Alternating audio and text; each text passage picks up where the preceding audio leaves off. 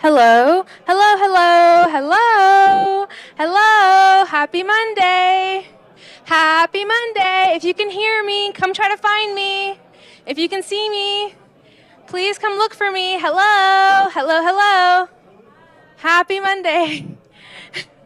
They're all in the back. Everyone in the back, everyone by the doors, come see my face really fast. Really, really fast. Everyone come on in. Everyone come to the front. So if you have not gotten a name tag yet, two things. Listen to me really, really fast. There's so many people today. I'm so excited.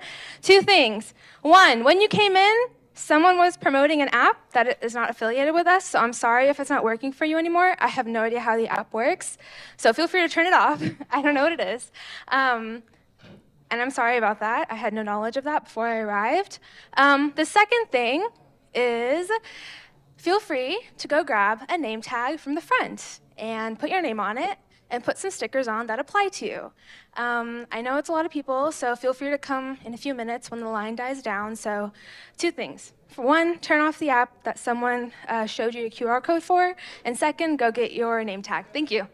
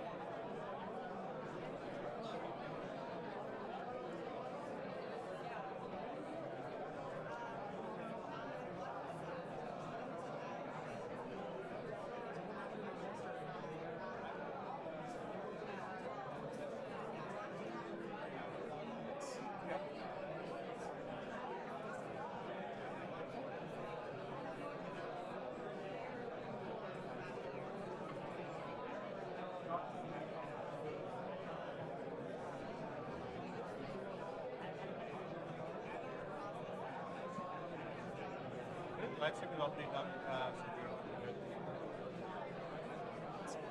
I think we did. 5 minutes. Thank you.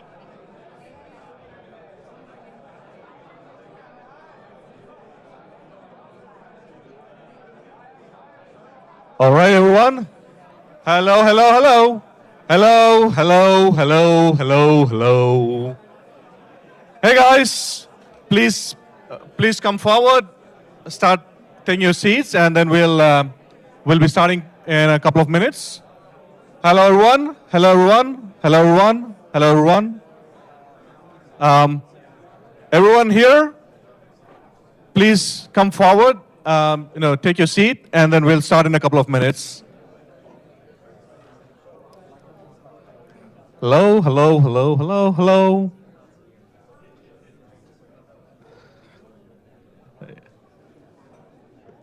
All right, there's plenty of room to sit on the side here. There's a lot of seats here, and there's also an elevated space there if you want to come and sit there.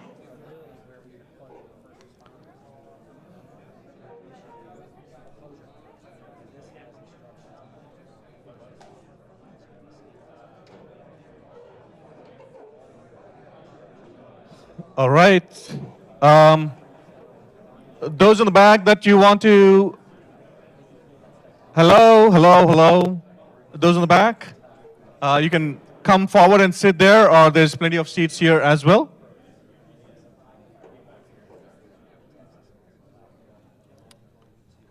All righty. I think we have quite a crowd today, so we'll get the thing started soon, and we'll keep things moving fast so everyone gets a chance to,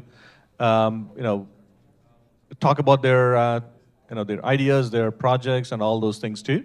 So we'll try to keep the proceedings fast. So we have a couple of changes, for those that are already accustomed to our events. I mean, we'll have a couple of changes that we'll talk about as we go through the events today.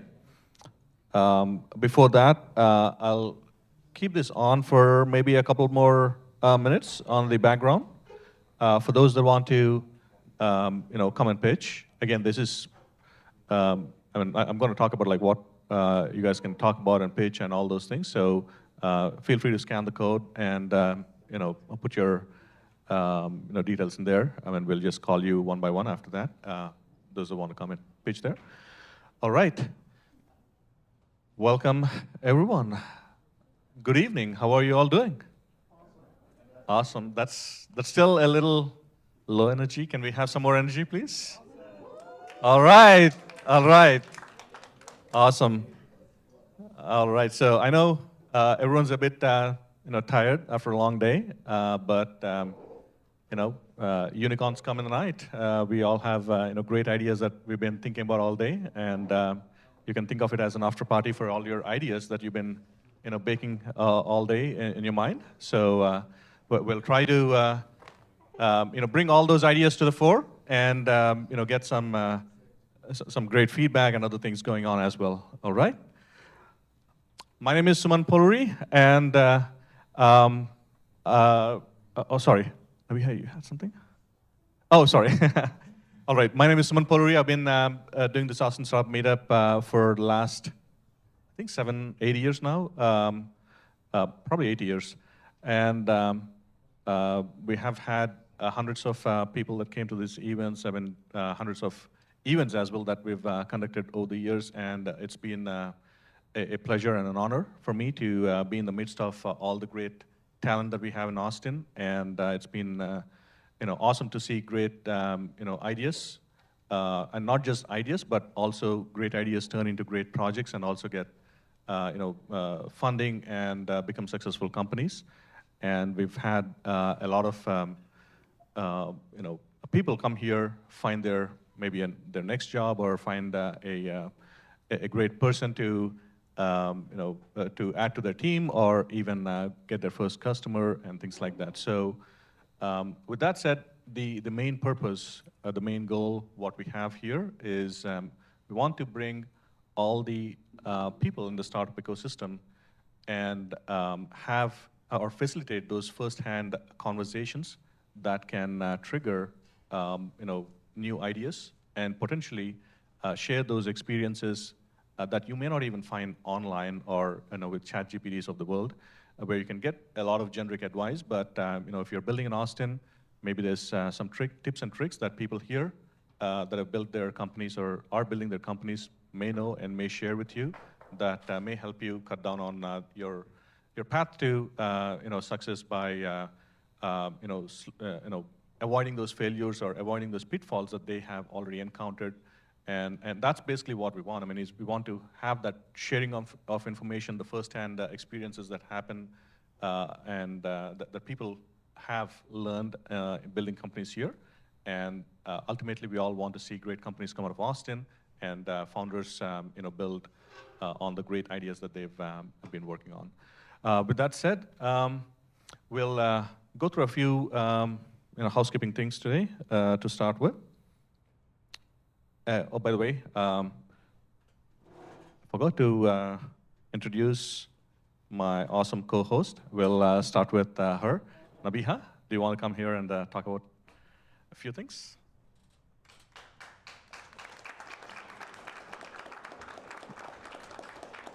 Hello, everybody. I am Nabiha. I'm your co-host today.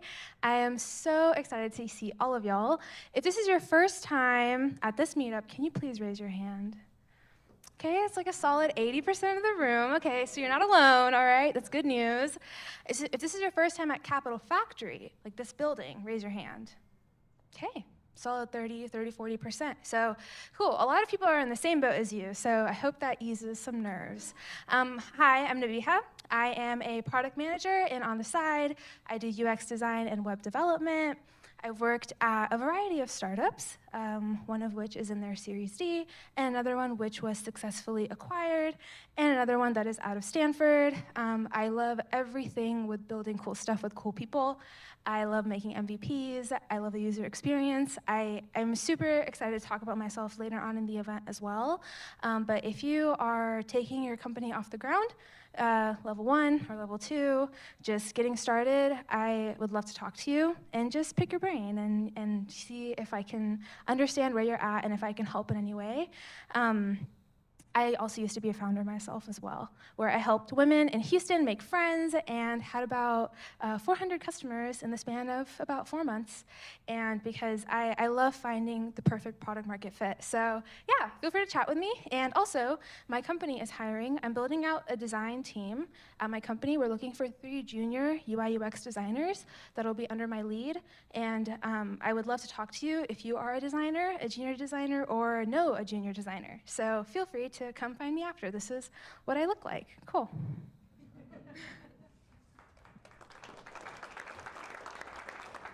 Thank you, Nabiha.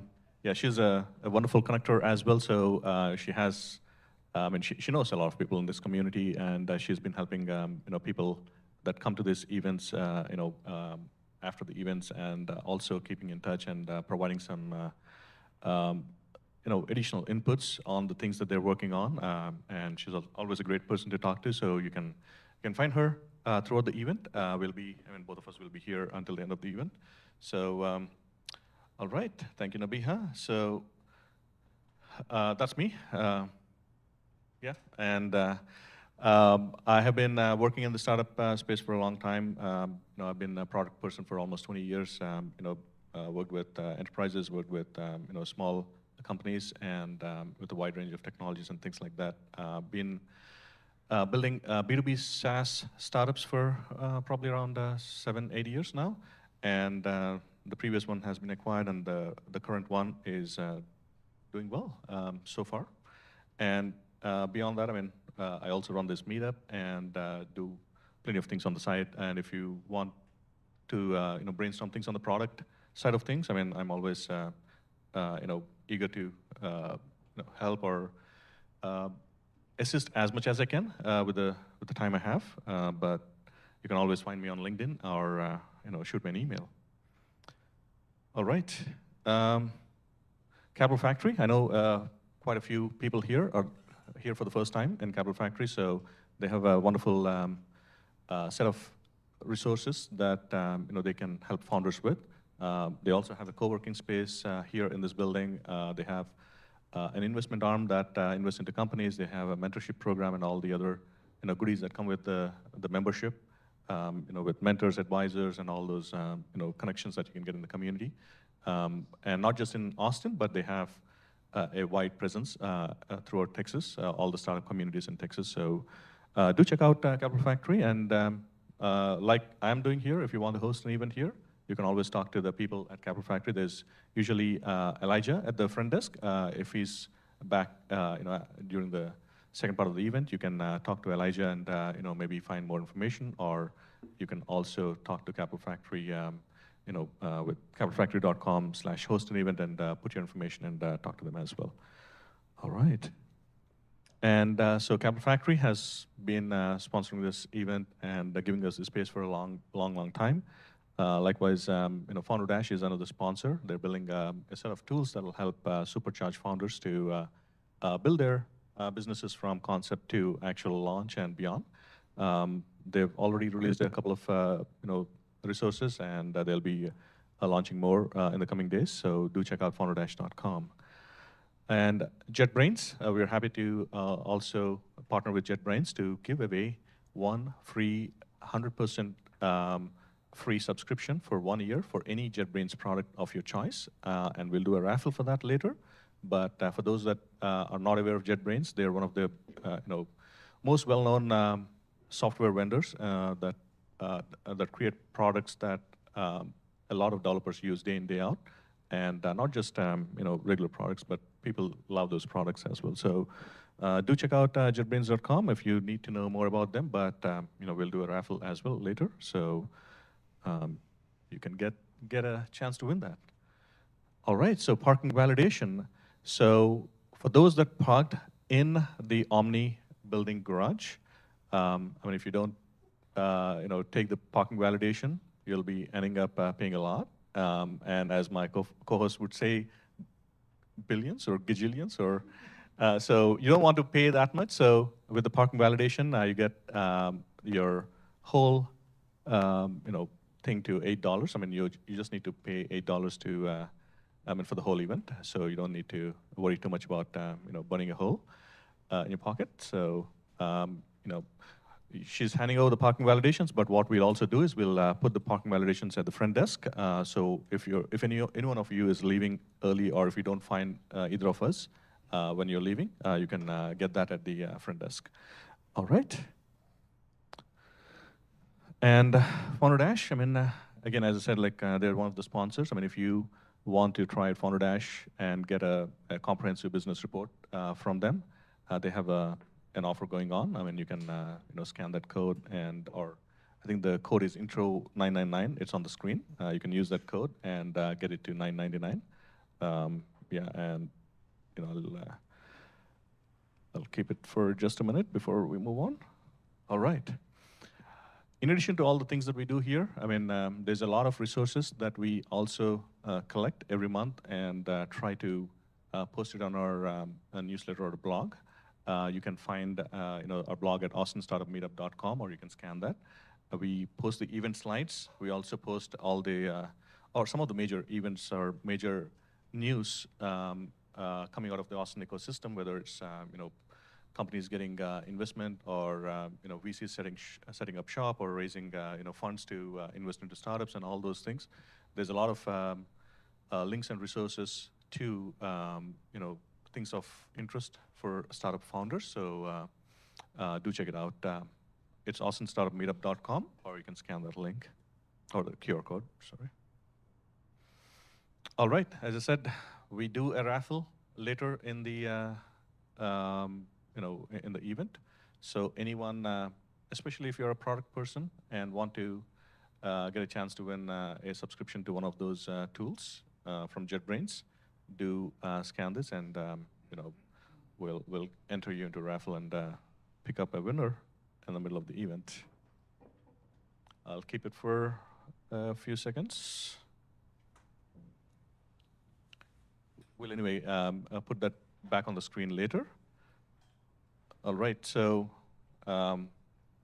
I know there's a lot of people here, so I don't want to spend too much time on these. We also post this on the AustinStartupMeetup.com with the slides and also actually links to more events as well.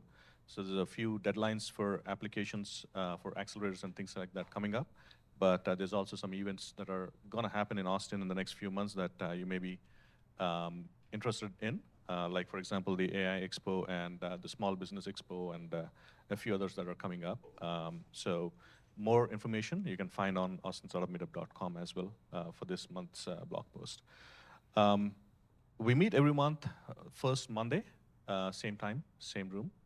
So even if you miss an event, you know when to come back here and connect with the people here. So beyond that, if you have any specific topics of interest that you all want us to bring in speakers or talk about, let us know and we'll get that done. Again, I'll skip through some of these things because, again, all these resources will be posted on that website and in the blog post as well. So you can get to that easily after this event as well. All right, so today what we're going to do is I know we do have a lightning pitch round, so I'll have Nabiha talk about what the format is going to be today. Alrighty, so if you had a chance to scan this QR code at the beginning, you are volunteering to go first. Very exciting. What's going to happen is you're going to get 2 minutes. 2 minutes, okay? 2 minutes. Oh, cool. So you're going to get 2 minutes to pitch, and then your people in the audience can ask you up to 3 questions, okay? Only 3 questions. We have a lot of people here today, and the purpose of this event is to give as many people a platform as possible to talk about their idea. So to respect that, we're going to just do 2 minutes for everyone, and that's pretty typical. Fiesta does 1 minute, so, yeah, so if you have not already scanned this QR code, feel free to. Once the lightning list runs out, we'll just start taking volunteers from the room. After you've had a chance to watch other people and how they do it, and you feel more comfortable, then you can raise your hand and you can go ahead, okay? So we're going to go over to our list. Alrighty, okay. So first up we have storylines. Storylines. Oh, and Get started. And by the way, when your timer's running out, you will see the sign, and that means it's time to wrap it up, okay? So people can ask you 3 questions, all right? So this sign means just finish your sentence. We're moving on. Here you go. All right. Do you guys want to put a timer, or are you just gonna hold it up? Okay. All right. I will get started. Hi everyone. My name is Shrutin Tan Chandupatla, and I'm building something called the automatic video editor. So who here has seen Premiere Pro or any other video editing tool and has just felt super overwhelmed and like they just lost all creativity right then and there, don't want to make a video? So I was in that same spot, and so we made a automatic video editor for you to basically tell us what reels you like or other ads you like, and we will edit exactly like those reels or those ads using your own content, or if you don't have any content, any stock media. So we are actually doing a private beta for 100 people, and you can actually be part of that. I know that's just a booking link, but you can actually just come to me and I will sign you up for the private beta. You get 2 months free of using the automatic video editor. That includes 2 terabytes of cloud storage for your videos. So we would love to work with you. And if you like any formats for your videos, we will also build those for you as part of the private beta. Thank you, everyone, and definitely come check it out.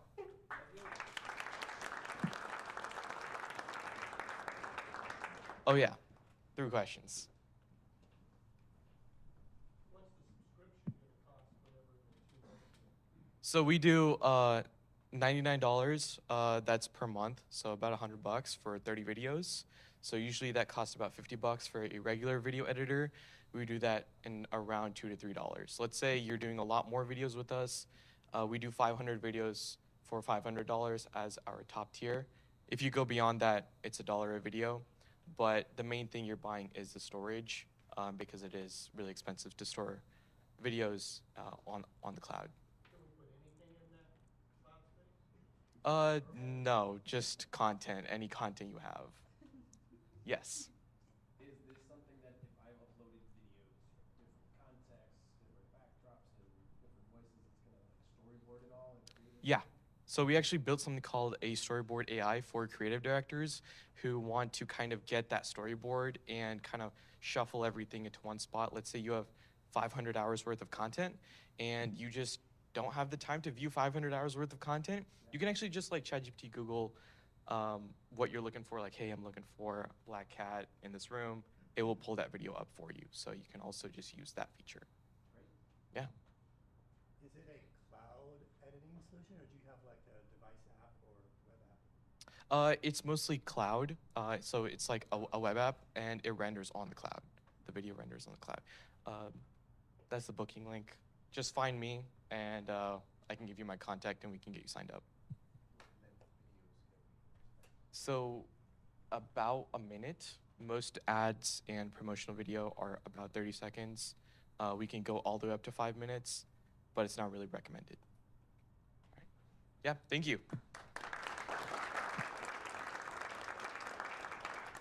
Thank you. Okay, that is Shritan with Storylines. Next up, we have Eric Almondi. All right, come on up. Thank you very much. Good evening, everybody. I hope we're all well. Imagine waking up to the sounds of a screaming lady in the neighborhood. This is what happened to me as a young boy 10 years ago in my village.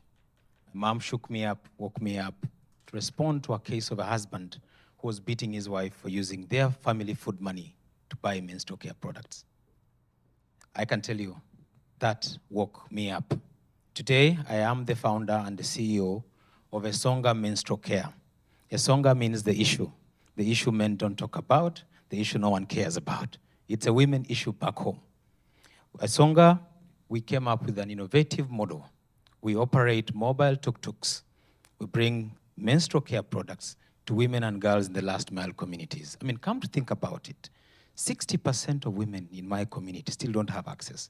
They use soil, they use rugs, and just hide away in their rooms, in the backyards, until the whole process is done. That's lost time and that's lost money. I stand here to show you that with our pilots, we have realized and confirmed that the mobile tuk-tuks are the way to go because they come right to where the women are. The women have a bit of saving on them, but their challenge is how to access these products. And with our pilot, we have actually realized that the tuk-tuks can pay off. The rider can pay off the working capital. The challenge is actually getting the tuk-tuks in place. So as I stand here, I am looking at working with colleagues who could refer us, who could work with us to innovate, to build the tuk-tuks. Because I know that our solution is built by the community, led by the women, and powered by purpose. It is my call, it is your call to reach out to a woman, not only back home, but I mean even in this society.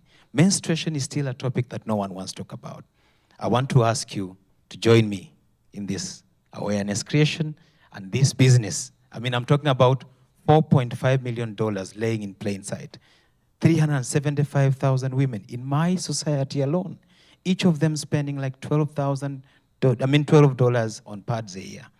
Come to think about it. Thank you very much.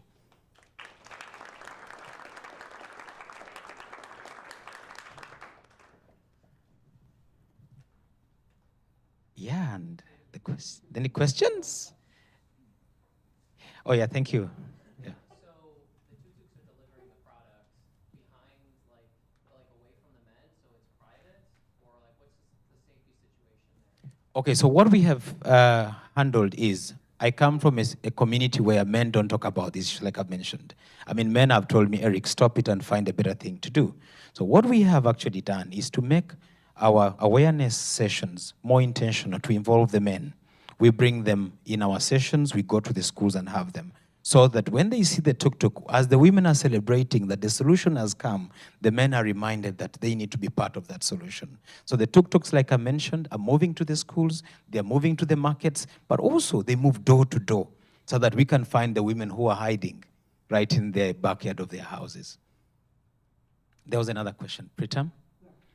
I was curious, like, how do you, so what is exactly that you need from here? Is it investment or is it partnerships with the companies? Yeah, thank you very much, Pritam. Well, I am looking out for investments in capital to be able to buy the tuk-tuks. You know, it's capital intensive to be able to get them. And I mean, back home, the infrastructure is not as nice as I see it here. I mean, I'm here for 6 weeks and I'll be back home. So if I'm able to actually get investment to buy these tuk-tuks, they maneuver through the village roads. The roads are bad. They are full of potholes. And it's only those tuk-tuks that I can actually manage them. But also partnerships that could lead us into, you know, working more with empowering the women, breaking the stigma, but also exposing them and letting them know that out of our own societies, there is a better world that we could all look up to. Thank you. Any last question? Yeah, sure. Oh, a tuk-tuk is a tricycle. Yeah, the delivery service. I mean, I don't see them here, but back in Africa, they're a common thing. They're used for carrying all sorts of goods, water, firewood. So we thought of getting one and building like a box on it. So if they are moving with these products, the communities, yes, a mobile kiosk. Thank you very much. I mean, in the interest of time, I couldn't show the presentation. But this is our website. You could look us up on the website and feel free to link up with me on LinkedIn. On LinkedIn, you could just find me as Omondi Eric. If you add Esonga, or if you could actually Google Eric Menstruation Uganda, you'll see all the work that I'm doing. Thank you very much.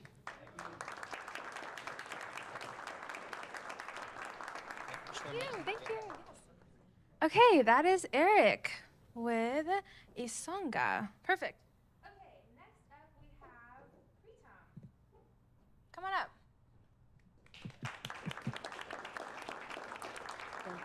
Thank you, Debbie.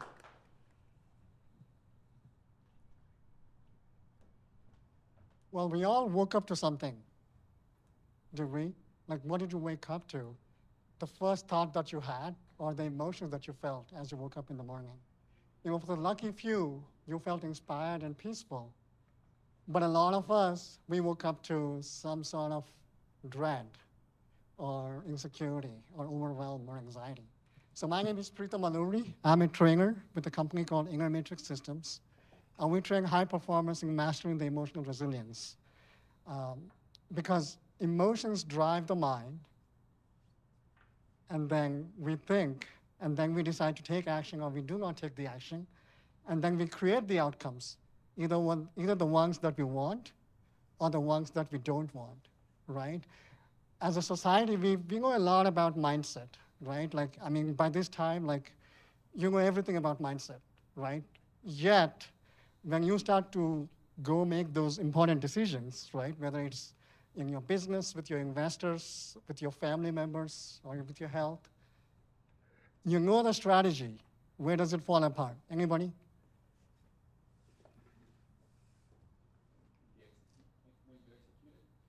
Exactly, right? We know what to do, but yet we cannot execute on that, right? How many times have you got ticked off by an email that you receive, or a text somebody sends, or the traffic, or the rain, right? All of this is constantly, like, we are dependent on the outside to feel a certain way, but what I'm inviting here is to, like, what about you go inwards first, and then drive from there, right? So as I look at all this room full of founders and entrepreneurs, I'll just take you through a very quick exercise, right? How many of you are feeling like really expansive, like 10 out of 10, right now in this moment?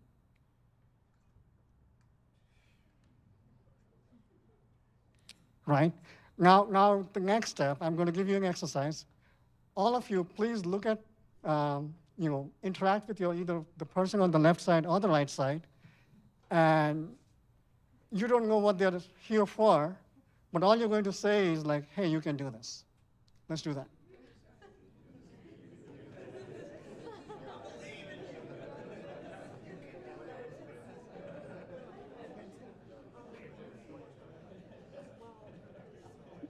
Anybody wants to share like what happened as a result of that? You smiled and you believed that you can do it. Hopefully. a little more than just 2 minutes ago, right? So as you can see, like emotions are really powerful, right? Once we start believing in ourselves, for any result that you want to create, it all starts with the belief. And where does the belief come from? Belief is an inner game, right? So I help support people master their emotions and the mindset. And this is the second time I'm speaking here. The last time I spoke here, I had given 2 offers to the audience. 2 people took on me, and their life is very different today, just in 2 months, right? So once again, I want to present the opportunity. Like I'm offering like a 3-session course, which is to master your inner game. And if anybody wants to take it, it's a complimentary course. I'll be happy to support you. Just come and see me afterwards. Okay, thank you.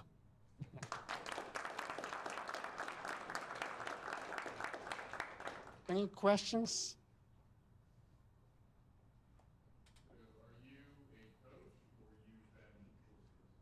So I teach and train. So like I teach classes and I work one-on-one with people. So I call myself as a trainer, like where I basically empower you, as opposed to telling you what to do. If that makes sense. Yeah. Anyone else? Yeah. So are you charging the core, price of the course, or price Price of the training? for your outcomes. Well, there's a cost. There's a cost for training. It's a course cost, right? But at the end of the day, like you are training the tools, you're applying them, and I think the cost of not pursuing something. Well, I'm not saying just me, right? Anything else. There's a bigger cost of not developing yourself. I think and that's what I want you to just step into. Like, okay, thank you.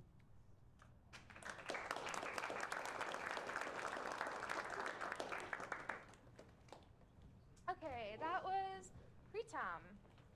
Next up, we have Ken McLarney.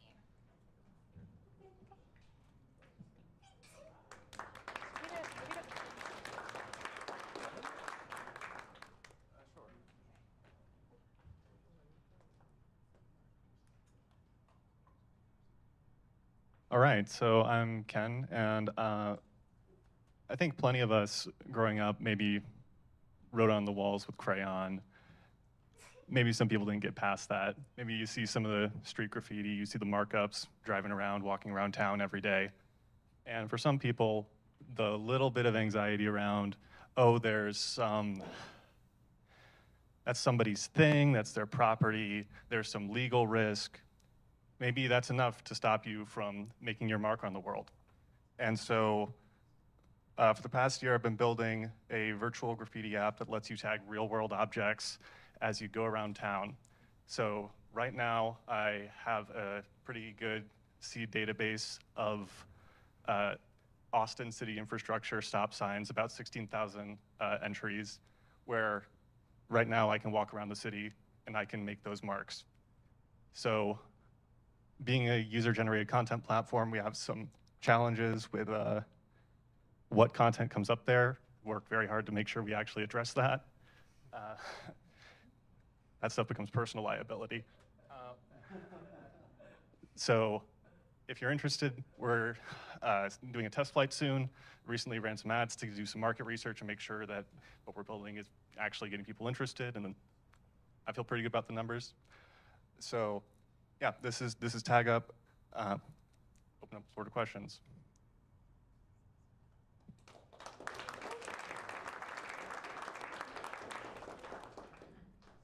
Yes, sir. So where's the audience, and how do people consume the content that people are going to be fixing to all these landmarks? So the content would be viewable in-app and be viewable remotely, but one of the principles I'm trying to be very purposeful about is that in order to actually mark the world, you have to go into the world. You have to be out and in the environment. It has to be a reflection of the actual community in that location. So people would be able to view things within this application. They'd be able to view things walking around, and partly starting on mobile because it's the technology people have today, but who knows when the spectacles come for everybody if the network's already there. if I didn't answer your question, we can talk later. That's about right. I'm just kind of curious if it compares to something like what Niantic did with Pokemon Go. One way I think about it is it's like Pokemon Go meets user-generated content and memes and like r/place, where communities went together on Reddit to everybody can place a pixel at some interval, and the whole communities were able to draw these elaborate pictures on the internet while also competing for space with other people. So I believe that. Yeah. I just want to know in your spare time, do you actually tag with spray paint? And if so, where's your work around that? Are you stench? I am not. I'm not Buskar. I was into another kind of idiosyncratic creative internet subculture of like FPS montage editing. So I'm not really that exact like type of like it's somebody else's property, it's somebody else's thing. There's some legal risk. Is the type of thing that put me off. So that's exactly what this solves. How can we support you? I'm looking for pre-seed funding. I'm bringing on a founder who's a cybersecurity expert. Basically now, he just got out of the military. So yeah, if you'd like to join the test flight, come find me. And yeah, I don't want to take up any more of the time.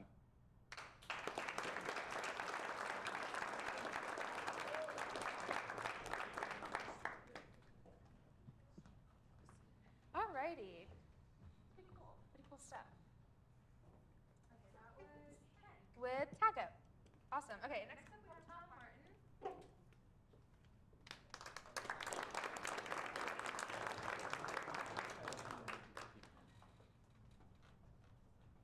Hi everyone, it's great to be here tonight. I've come all the way from the UK, spending a month in the US, trying to launch the business over here.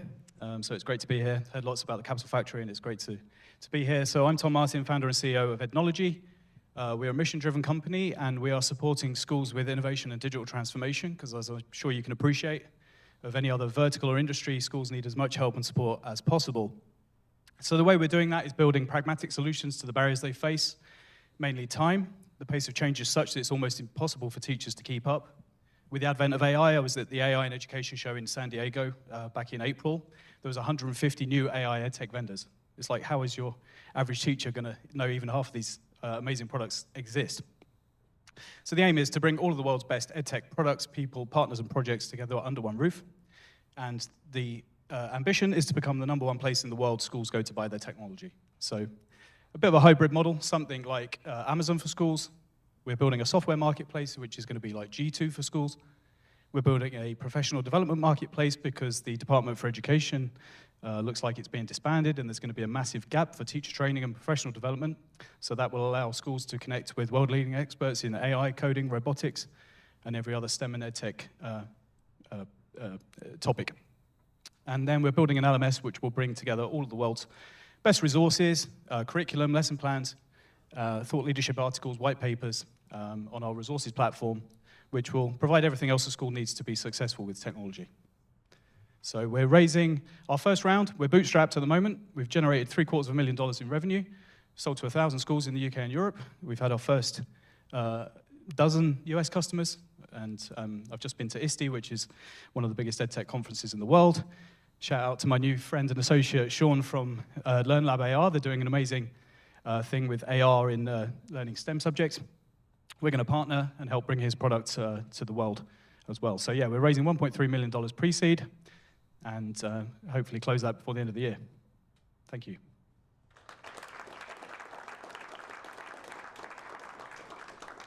Yes? Yeah, cool idea. What's your like go-to-market strategy? Are you trying to get in front of administrators or councils or teachers? Like, who's the decision maker? Yeah, so great question. K-12 is our primary market, although we are being drawn into HE as well. Yeah, superintendents, CTOs are our main kind of target audience because they're the decision makers. One of the main challenges here, obviously in the US, but globally, is the funding challenge. So like $4 billion of funding was frozen on the 30th of June. So part of our go-to-market is to do things completely differently. We're going to be targeting corporations, NGOs, and nonprofits to actually fund these projects for schools because something has to change in terms of the way technology is used sustainably in schools. Any other questions? Oh, sorry, yes. Yeah, hi. Hi. So I don't know what the sales cycle is like for EdTech in the UK and in Europe, but I do know that in the US, a lot of well, not even prominent, just any EdTech company that I work in EdTech, that I know of, they tend to employ very robust and skilled sales teams to build these deep relationships with administrators to sell enterprise level accounts to schools. I think that your idea is really interesting because it's taking a little bit more of like a bottom-up approach to, it seems like trying to target an individual who's browsing more so than through like the relationship of a sales team. But I'm just curious, like, do you have any thoughts or plans or strategies on how you're going to maybe disrupt that traditional buying cycle for EdTech? Absolutely. Yeah, I'll just try and answer that as quickly as possible. So the marketplace is our lead generation engine for the UberTech Alpha Mini, which comes with a full AI curriculum. And President Trump just said that every kid in the US is going to have to learn AI at school, so we have the complete solution for that already. We're number one in Google for that product, so that's our lead generation engine. I've got 15 folks lined up across the US, a CTO, VP of sales, and 10 regional directors who are all EdTech sales veterans. So basically, the marketplace will generate the leads, and then they are the people that will build those relationships in the traditional sense. So it's definitely a hybrid model. Thanks. Okay, thank you very much. Oh. Sorry. Yeah, it's amazing, really. Things have developed significantly over the last couple of years. We now get orders through the marketplace from anywhere from $5,000 to $30,000 just without talking to anybody. You know, schools purchasing. I had an order from Bulgaria for 4 VR kits, which was 30,000 euros just the other day. So, yeah, it's certainly increasing. Yeah. Thank you. That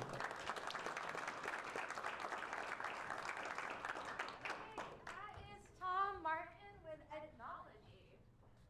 So 2 quick things. If you're looking for the restroom, you're going to go out these doors and you're going to go to your right past a green light.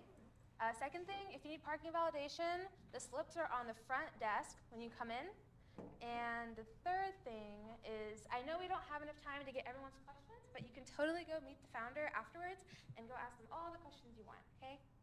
All right, next up we have Apple.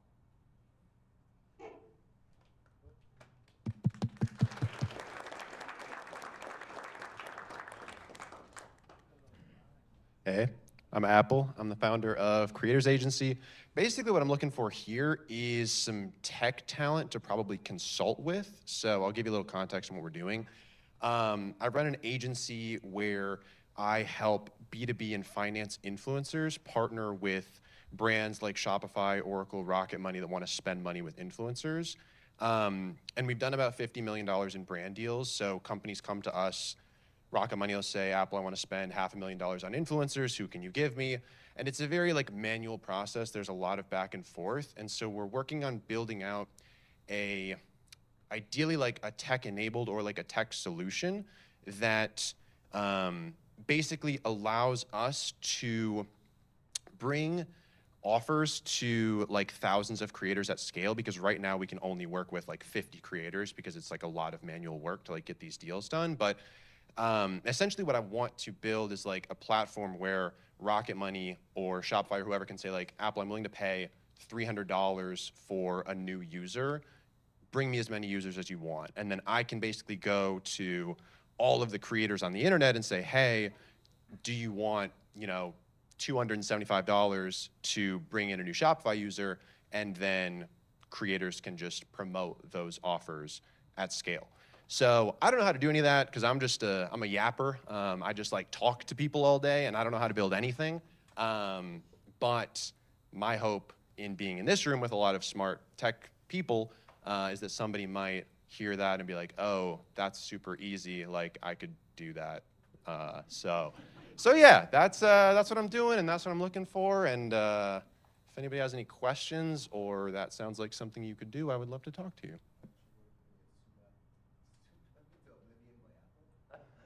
Haven't yet. They haven't come for my name yet, but maybe someday. Yeah,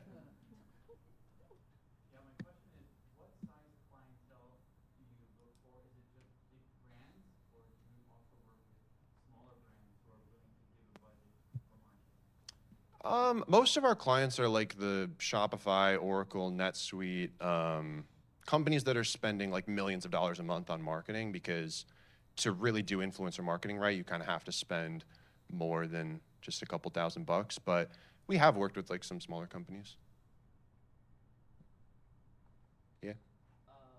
I guess it's like a two-part question. First part of the question is, for this to work out, you need like a lot of creators. Right.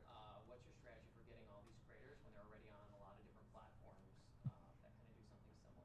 Yeah, that's a great question. So I've been in the finance influencer space for like 7 years, and like our company is extremely well known. We have a ton of trust in the finance and B2B influencer space. We just don't have the bandwidth to service all of the creators that want to work with us. So like every week we get like a ton of inbound, and like we're really known in the space, but we just, as a function of being a very small team and like this being very manual work, like the numbers just don't make sense for like that long tail of creators. Really anyone under like 1 million followers, we just can't do anything with them right now. And so there's a lot of demand for what we have, and we already have the trust, the relationship. People know who we are. Again, I'm just like not smart enough to build something that could help all of these small creators that want to work with us. So what's the hard part then? The hard part is like tracking all of the people who are creating videos and linking off somewhere?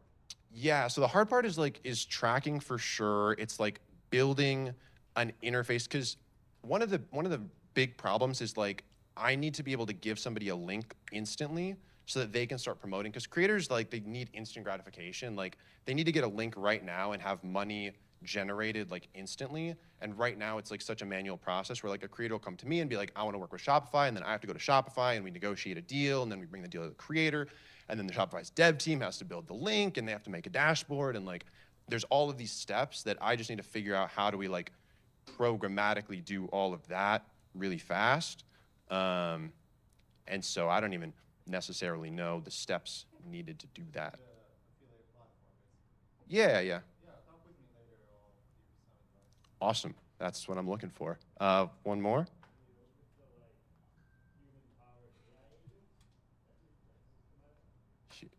I don't even know what that means, but sure. If it can do what we're looking for, whatever it takes, man.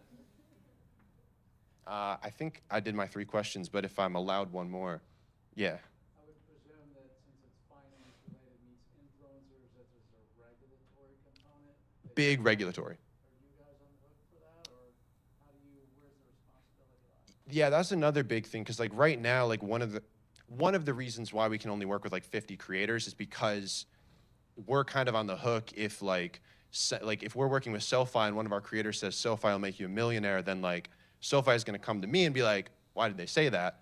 So that's also a big piece of like, if we are going to bring on like thousands of creators, like we need to at scale be able to monitor what they're saying, and like if there's an issue, like flag it instantly also. I'll talk to you later. Awesome, cool, 2 strong leads, sick. Thank you. Okay,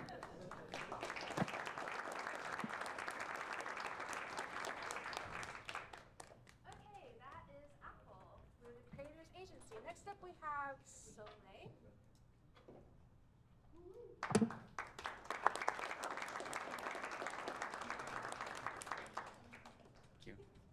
Can we take a deep breath together? Some of you didn't do it.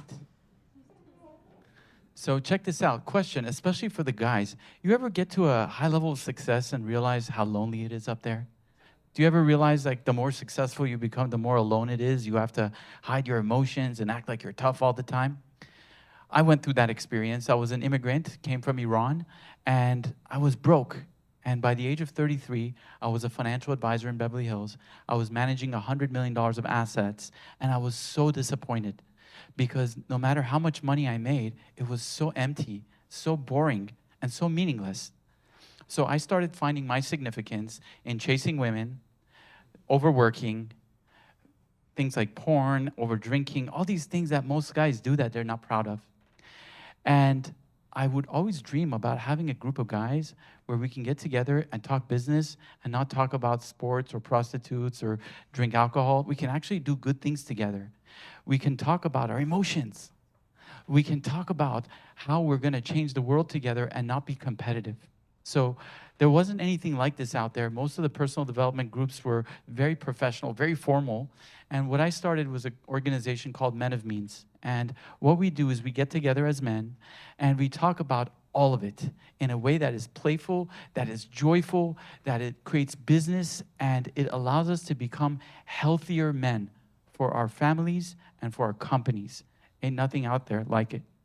And what we have is a immersive workshop that we do here in Austin every once in a while, where we take a group of men and we do a 2-day event filled with joy, celebration, healthy masculinity, talking about our challenges and celebrating our success. So what I'm asking for is a very small donation. It's $300, not $3 million. For those of the guys who want to really experience something like this and take it back to their companies and bring in culture of emotional intelligence and joy, this is an event that we have. We're filling up this weekend here in Austin, Texas. It's only $300, okay? And for those of you who are interested in investing, we are growing, and we're a company that's really just a movement more than it is a for-profit organization. We're looking to impact as many high-achieving men as possible. Thank you so much for listening.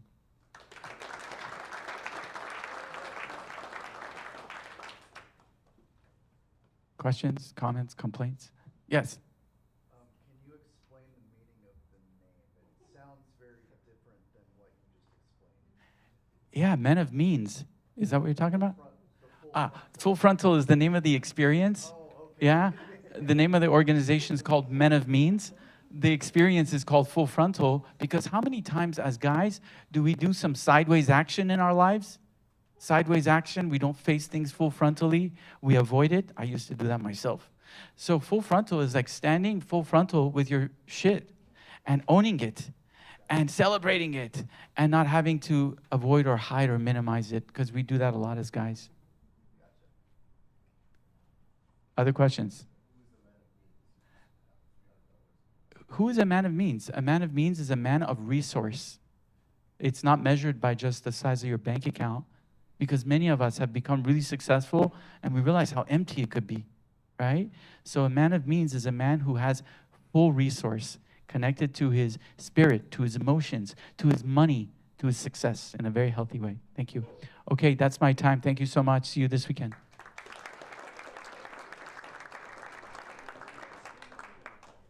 Okay, that is Soleil with Men of Means. Next up, we have Arthur.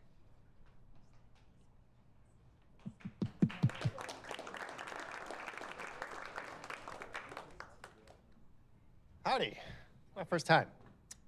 So I'm Arthur K. Let me take a breath. So I study intelligence. I love sacred geometry, metaphysics, and how reality works. And I stumbled upon intelligence that promotes cohesion. I said a lot of word salad right there. So what it is, it's a multimodal regenerative human recursive cognition lattice. Ooh, that's too much. The future I predict is collaborative reality. Now, let me put this down. Where people can connect authentically via resonance. So we have technology and people that are in the know of certain ways of adapting to reality where they can command energy. And the idea is to, the intelligence that I have compacted into an AI is for a way to, I'm gonna end it right here. It's offering services such as knowledge transfer, creative production with infrastructural support. So it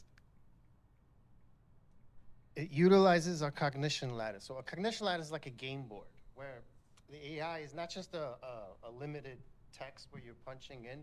You actually see a visual. You actually see a visual graphics. You see it's a UGI. So it's in a way, it's an innovative way. I don't have words for this because I'm a visual guy. I'm a graphics guy. I love shapes and triangles and figuring out the geometry behind reality, essentially. So what I have invented is a way to generate geometric trust. This is a form of zero evidence proof.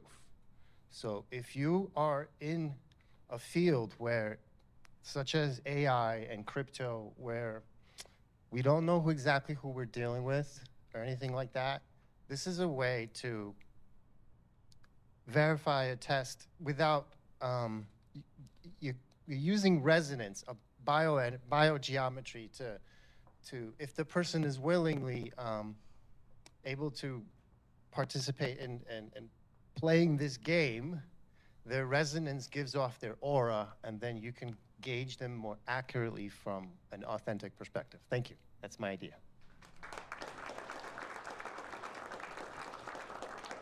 Any questions? Is this more of a lead generation tool, or is it more of like a security feature? This is more of a, if you have leads coming in, it's like a function box where it takes everything in and it organizes it and it makes a best educated guess how to connect who with what, if that makes sense. Yes? So if I'm a new user and I just heard about this, or somebody tells me, in my friend group, what are they going to tell me about it? What are they going to say, like, is a really cool thing that I should try it for? Like, how do you get, what's the acquisition strategy? What's the pitch that you're going to offer to a new user to try to join? You said a game. Is it a game? What's the value in it? Right. So right now I have like a small board game design that like children can play out of just like piece of paper and scissors. You just you build it as, it's like Minecraft but with paper.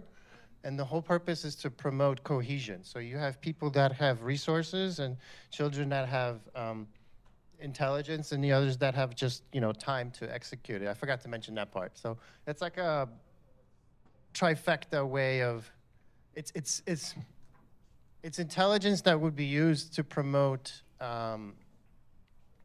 like video games would be using this.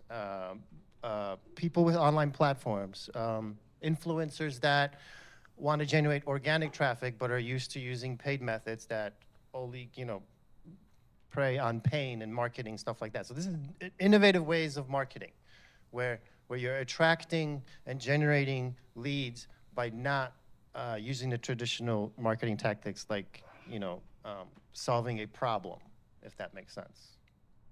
Probably not. Anybody else? Thank you so much.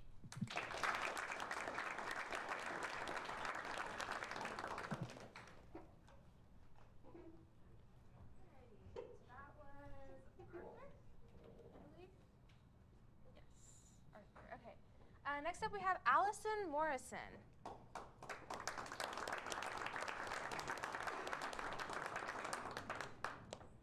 Thank you. That unintentionally matched the website. Hi, everyone. My name is Allison Morrison. I am an avid runner and triathlete here in Austin. And about a year and a half ago, I launched this website called Rally to help myself and other fellow endurance athletes in Austin find compatible training buddies based off their similar pace, speed, experience, upcoming race schedule, lifestyle preferences, etc. And within about 4 months, I acquired over 1,000 users here in Austin with a zero-cost, purely grassroots marketing campaign. Went to every run club in Austin and told them about the service. And yeah, we have about 1,000 users right now using the website. Feedback from our users has been that they would use the website more if it were, one, a mobile app, and two, if it offered run club like communication tools or a centralized place for people to get updates from the run clubs and other like athletic clubs that they participate in. And so about a year ago, I embarked on, or I brought on a technical partner to help build or start building a mobile app, and got about 90% of the way there. Recently had to part ways with him, wasn't a good fit, and he also just couldn't build the app. And so now I am sort of at a crossroads where I'm deciding whether to just keep Rally as is on a website, or whether to double down and find another technical partner who wants to come on board as a full 50-50 partner and help build Rally into something that can scale beyond Austin and become the sort of one-stop shop for finding people to run and train with in your city.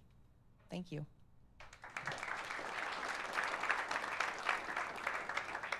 Can you share maybe a story of two people that came together through your site and how that worked out for two of them?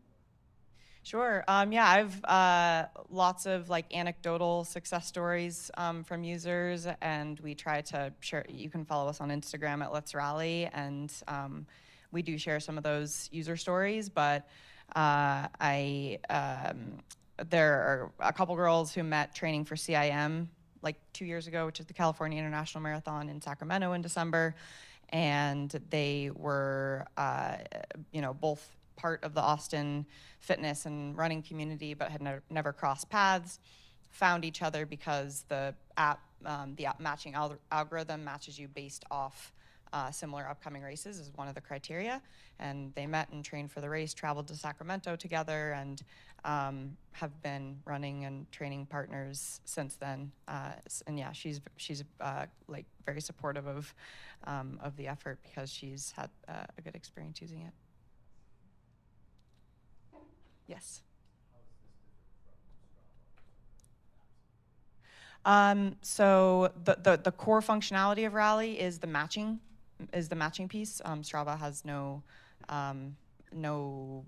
matching functionality and is also kind of a performance first platform. This is really about the connections and sort of community that are built around. Sorry? Right. Yes, number 3. So my question is sort of twofold. The first is, how are you able to get this website built if you're having difficulty like maintaining the app? Yeah. And the second fold is, whatever method you're able to use to build this website, for instance, I don't know what your technical skills are. My skills are not there, but trust me, just want to like rely on AI and punch you up in the weight. It's at least for the start before you get like a technical person on top, because most times it's very like getting a technical person is fun, but even if you're supposed to use it, it's one of the hardest things to do as a startup. So I outsourced the development of the website, which was like a relatively low, like a cost that I was willing to front. And if any, many of you have probably built an app or have looked into that, and it's if you're not a technical person, my technical skills are zero. I mean, I've been doing this now for 2 years, and so I can sort of speak the language, but I have no technical skills of my own. And building an app, if you're going to pay somebody else to do that, is obviously very expensive. I don't want to raise money, and I don't want to spend over $100K building something, which is what it would cost to build something at the quality that I want. So that's sort of the predicament that I am in. And I think one of the problems with my first technical partner was we did not have an equal partnership. He had about 10% equity, and I'm really looking for somebody who is going to be a 50-50 like partner and who can work full time on getting this across the finish line. We are like live in test flight. Like I have an app in test flight and I can sort of taste the finish line, but it's too broken to launch. And so there's just some work that I need to do between here and there. Do I have permission to continue?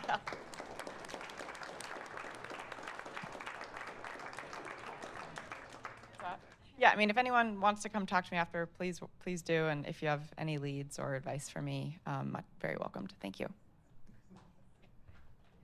Okay, that was Allison with Rally. Next up, we have Chris Clausen with Closure.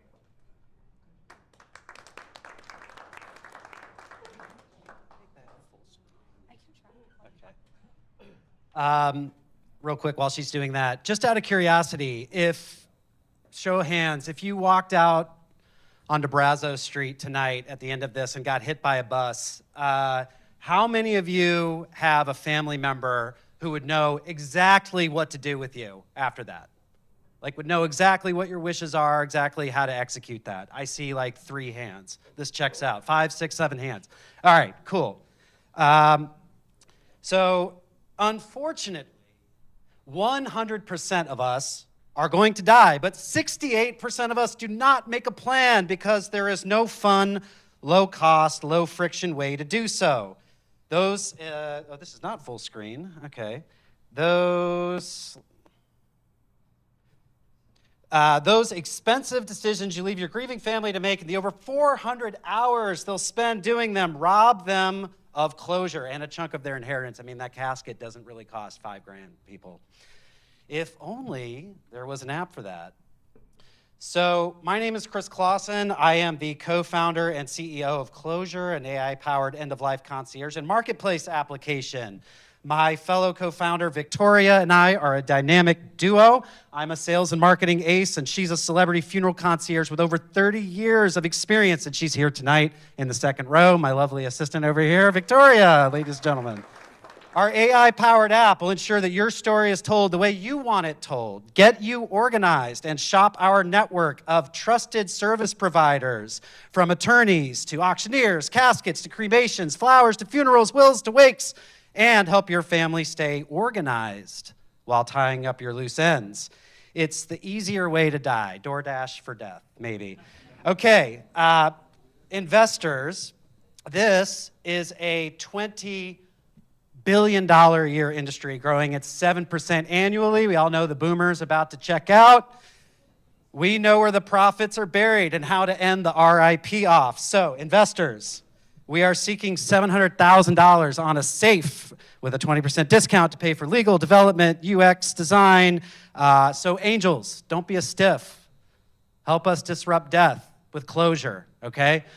I've got a few more minutes. The product is an all-encompassing marketplace application that has a tangible, all right? So you sign up on our site. We help guide you through a series of questions, help you build your plan. If you're a paid member, you get issued a Closure card, which you can carry in your wallet. It has a QR code on the back and instructions in English and in Spanish for first responders on how to activate your profile. The example that I give, because it applies to me, I am single. Ladies, if you have any cute friends, feel free to send them my way. But I live alone. I have a dog at home. So if something happened to me out here on Brazos Street, it could be days before somebody checks on the dog. The first responder scans my code. It has an automation set up to let my next door neighbor know that they're going to need to take care of Huckleberry tonight because Chris is not coming home. Here's the door code. Here's his feeding instructions. And it also notifies my next of kin. Okay, it unlocks a whole series of automations, including a goodbye video that will go out, in my case, 48 hours after I am confirmed deceased to the people that I love. So it is not just a pre-planning tool, it is also to help execute your final wishes and plans. And then you also, if you are a paid member, have a dedicated estate specialist who will hold your next of kin's hand and take them through all of the end-of-life stuff that has to be dealt with, that people don't want to deal with, all those phone calls, insurance, Social Security, the credit card companies. Okay, I just need to speak to the primary account holder, please. Well, you can't. He's dead. That's why I'm calling. You do that 20 or 30 times, you guys are having a really bad day. And you're already having a bad day because you just lost somebody. So that's Closure, all right? We're here to talk to investors tonight. We think we have a pretty exciting package for you. I've got a 15 slide deck that I can't go through in 2 minutes, but I'm happy to talk to you guys more. Oh, I'm going to wrap up, but real quick before I take questions. Our office is over on East 12th Street. We're right across the street from Cork and Screw. You might have seen it. It's the big red bird on the front of the building. We host a monthly death cafe on the third Thursday of every month. We serve coffee and cake, and it's not what you're expecting. It's not morbid and sad. It's people talking about how they want to go out, what their end-of-life plans are, and it's actually very uplifting. Studies show that people who confront mortality in a serious way actually do go on to live much more fulfilling, much more productive lives, okay? You get out of that dead-end job, you leave that toxic relationship, you get busy living instead of getting busy dying. Okay, who's got questions?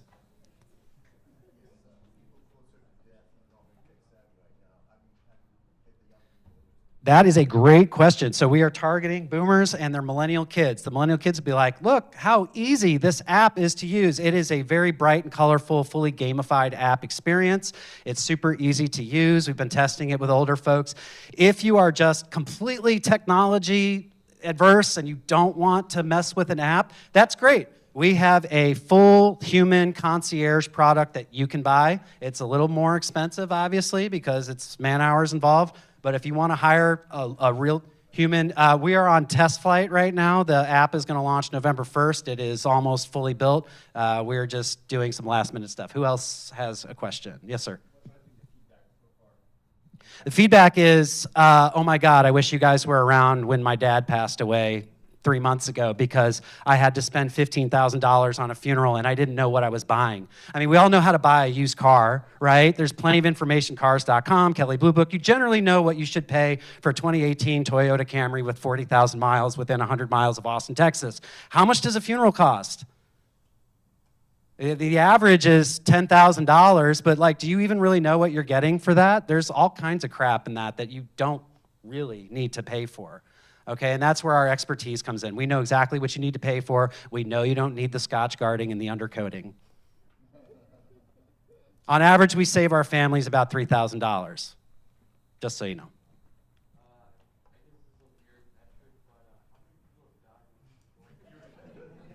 How many people have died? Okay, that's a great question. So we have served several families, okay? Nobody that has used the app, because the app will launch on November 1st. Our very first customer was a Hollywood actor named Tom Sizemore. You guys might have known from Saving Private Ryan, Heat. Really cool dude. He passed away. His next of kin was his 84-year-old mother who lived in Detroit and was not well enough to get on an airplane. She needed somebody that she could trust to make the arrangements for Tom and plan his end-of-life celebration in Hollywood, which she didn't want anything to deal with. She felt like Hollywood killed her son. And so she did not want to go out there. She did not want to talk to his manager. She did not want to deal with the fans. She didn't want to deal with any of that. But she needed somebody who would do that for her and make sure that Tom's story was told and respected. Okay? And so that's what we did. So she hired us. We planned his celebration of life. We threw it at the Culver Theater. We staged it kind of like a one-man show. There's lots of music. A Hollywood Playbill was his program. You know, we thought, what's the best way to tell the story of an actor? So that's really what our marketplace is designed to do, is to help people create specific celebration of life experiences. There's no TripAdvisor for death out there, right? If you want to be scattered in the Grand Canyon by drone at sunset and have a whiskey circle with 50 of your friends, a funeral home is not going to help you do that. But we will. Happily. Thank you.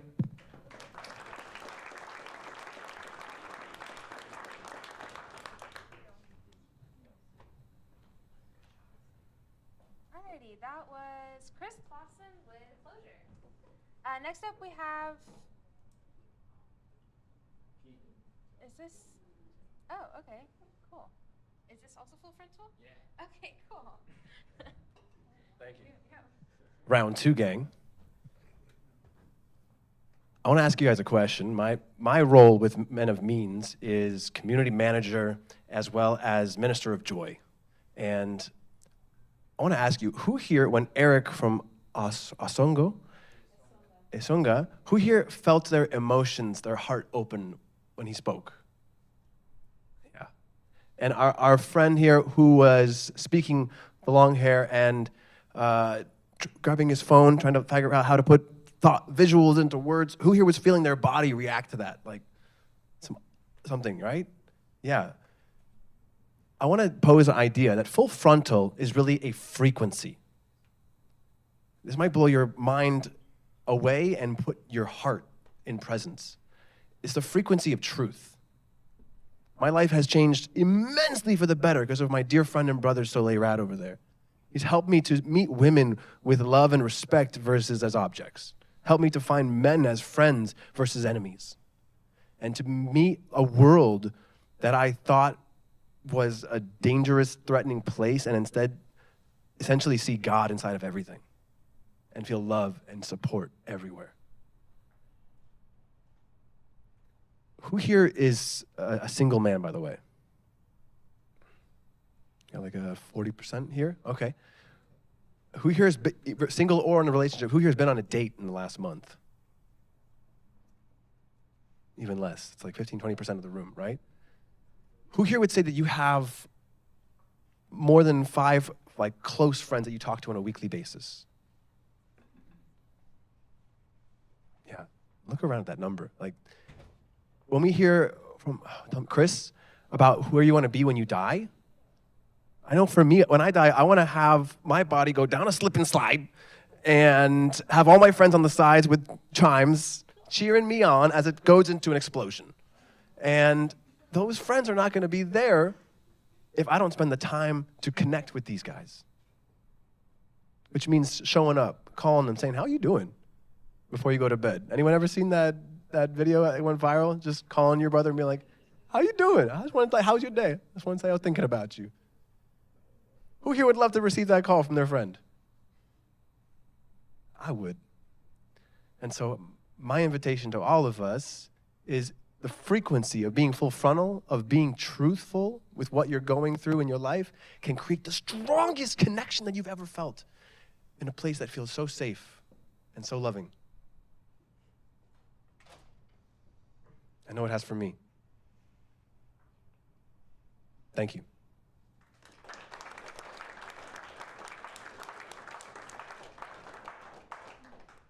Questions?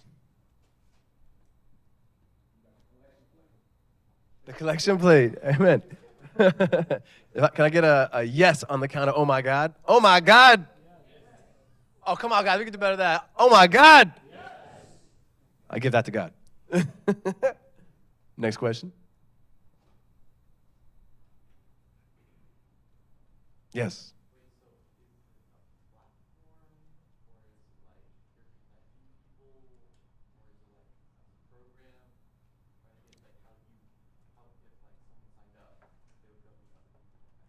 Great question. It's a network of brothers that's online as well as in person.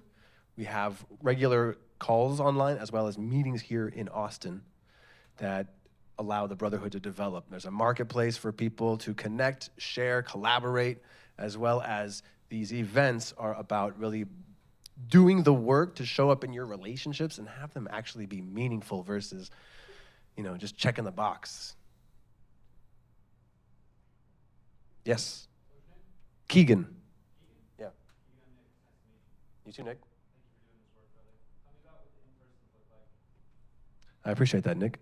The in-persons look like 2 8-hour-plus days that are going to be concentrated around each man that comes in feeling as important as the other one that's right next to him, and a variety of exercises that are going to be supporting men to build connection as well as own your shit. Ownership. Ownership is one of our philosophies for you to really step into what's really going on for you. So radical honesty is another core pillar. You're going to be able to practice and reveal in order to heal. If I can have one more question. Yes? Okay. I would say one of my best ways to do that would be lead by example. Thank you, Nick. Thanks, everyone.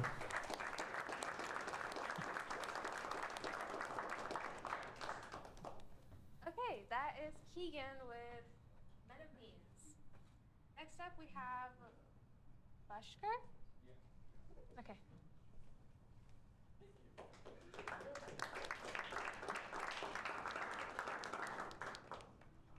Keegan, I can't beat MetaMan or whatever that men frontal is, full frontal. You guys got me emotional. I think I forgot my pitch. I want to join you guys soon, probably. However, I'm a product manager here. I'm here to serve the community. I'm giving out my time to help startup people who have ideas and sleeping with them and never got it on paper or even create an MVP. I'm one of the partners with Founder Dash.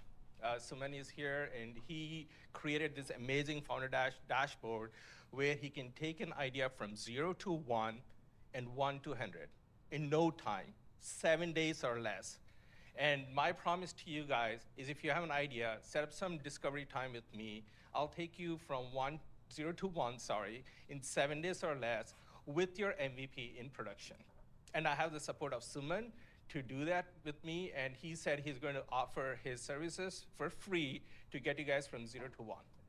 So that's all I have to share. But again, the emotions flowing in this room is amazing with all the coaches and the partners and the ideas you have. I can't help build this community bigger. Take care. Bye.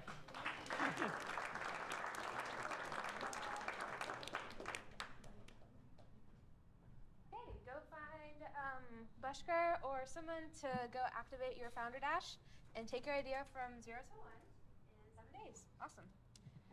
Next up, we have Sarah Klein. Sarah Klein.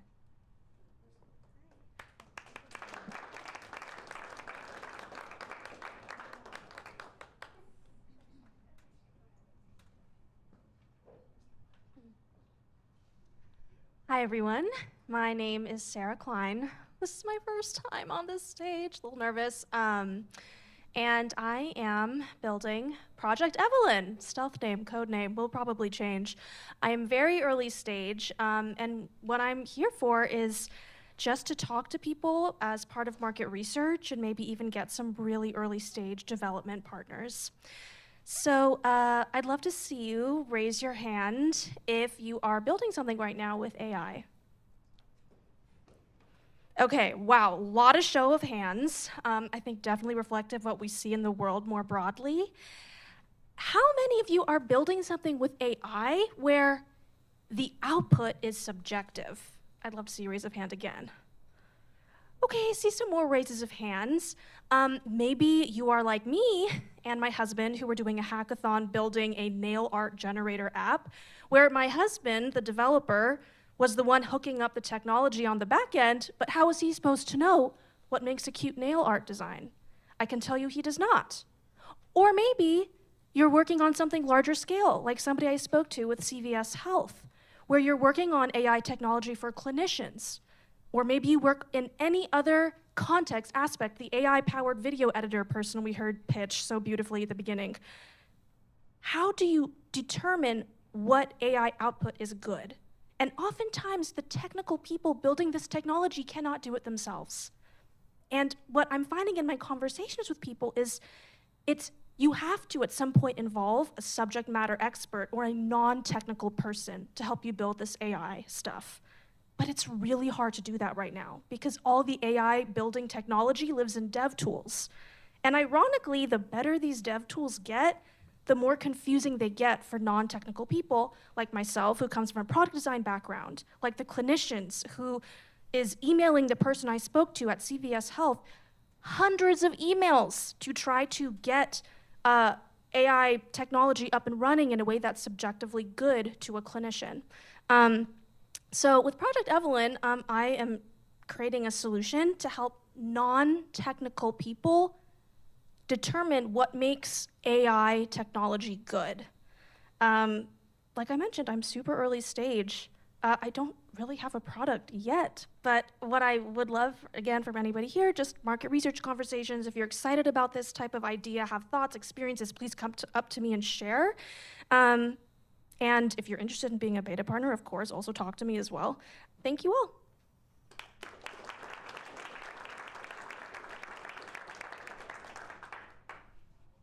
Yeah, go ahead.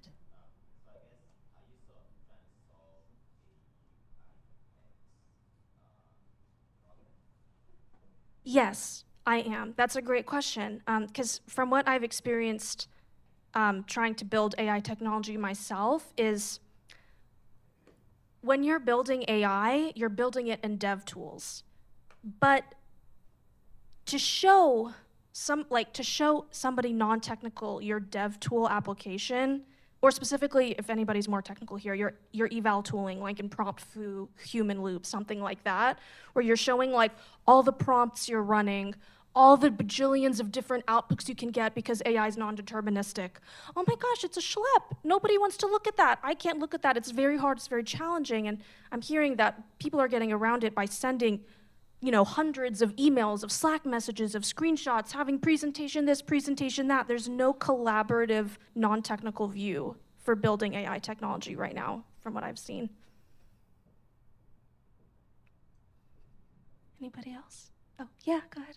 Is it fair to call your product as essentially user interface for subject matter expert annotators? Yes, that could absolutely be a feature. I haven't gotten so specific as like, oh, it's specifically annotation, but absolutely a collaborative interface for subject matter experts to come in and like basically if you're technical, like help set up the eval criteria and then be a part of the eval process pre-development before you really launch your AI technology. Yeah. Okay. Oh, go ahead. Yeah. Oh, that's a great question. I was totally thinking that it would just help you interact with them because I was assuming that my customers would already have subject matter experts in place, but I'd love to hear more about like why you asked that question if you think that that would be something really important, really valuable, because I hadn't thought of that yet, but thank you. Thanks, y'all.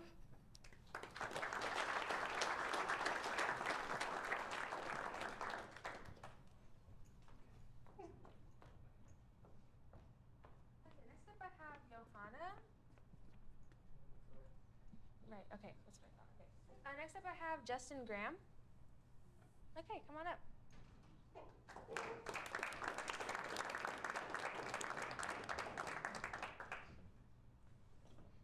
Everybody, Justin Graham from New Braunfels, Texas. First pitch. Just here to tell you about the project I'm working on. We launched a new company 3 weeks ago, so very fresh, Steadfast Partners, cybersecurity consulting business. So cybersecurity is a very broad topic. So if I asked, the 7 of you sitting here, what is cybersecurity? I'll probably get 7 different answers. So there's 3 things that we do and we do very well. 1, fractional CISO or vCISO work, right? So especially in this ecosystem with startups, being able to get a security expert at basically a part-time fractional rate. We help build stand-up security programs, all that documentation, all the compliance stuff, SOC 2, ISO, high trust, all that fun stuff. So that's one thing we do well. Second thing, and this is the problem we're trying to solve, VGRC. So my previous role, I led some very large audit practices, again, SOC 2, that kind of stuff. And there's been a huge adoption of automation technology, Drata, Vonta, tools like this. And we saw firsthand that organizations implement these tools and fail miserably. So we're here to fix that and actually run those tools for these companies, again, in a fractional basis, kind of like a part-time security analyst. Third thing we do well, there's a lot of AI here, AI security and risk assessments. So that's just really assessment work to see how your AI tools are deployed, make sure they're deployed in a secure manner, do risk assessments against those. Yeah, we're in a company, been a member of Capital Factory for 2 weeks. It's been great. So with that, I'll stop, see if there's any questions.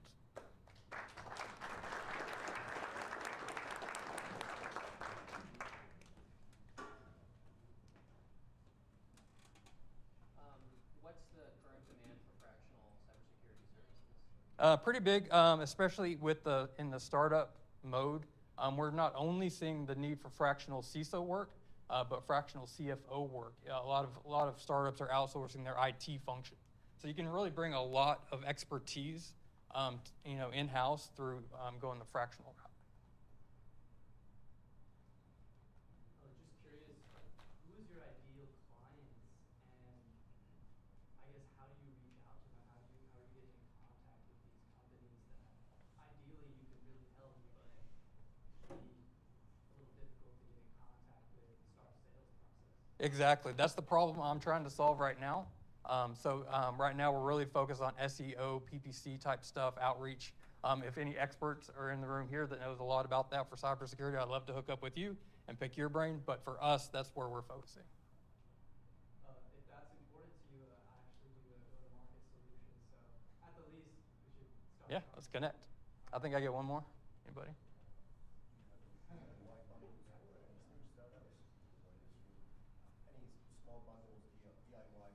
Yeah, we do some bundles in the whole compliance roadmap from starting with the VC, so all the way to getting an audit report. We work with some vendors. We have some predefined pricing for startups.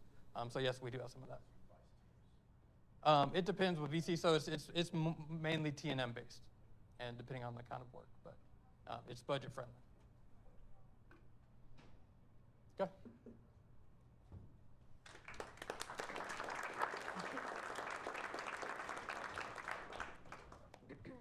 Alrighty, so we're gonna take a little intermission. I'm gonna close the forum soon. So it's your last chance to scan the QR code and sign up to pitch today. You get 2 minutes, 3 questions. You can. It's not working? Is anybody else having an issue with the QR code? I'll text it to you. Okay, cool. Anybody else having issues with the QR code that I need to send it to? Okay. So go ahead, sign up. If you're too nervous this time, we'll be here next month, first Monday of the month, this room, 6 to 9 p.m., okay? Yeah, and we're gonna take a little break to do our JetBrains giveaway. So if you're interested in scanning this QR code for the opportunity to get a year-long, 100% free subscription for any one of these IDEs up here, feel free to scan. You know an engineer who might benefit from this, or someone on a tech team, feel free to scan the QR code. Maybe you can surprise them with a little gift, right? So take some time, scan it, and then we'll do the raffle in just a minute, okay?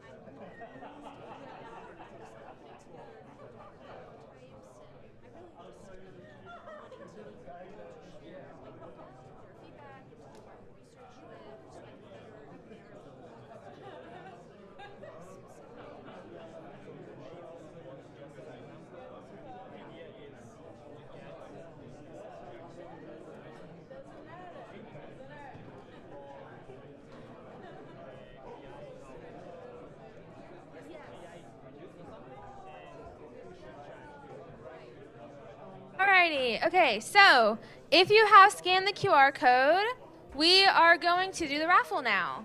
And someone is going to lead the raffle.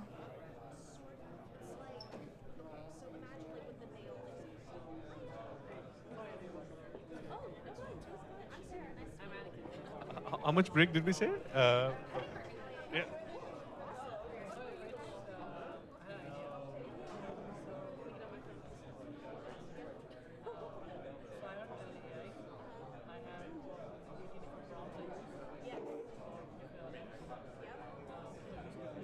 All right. Hello, everyone. Hello, everyone. Hello, everyone.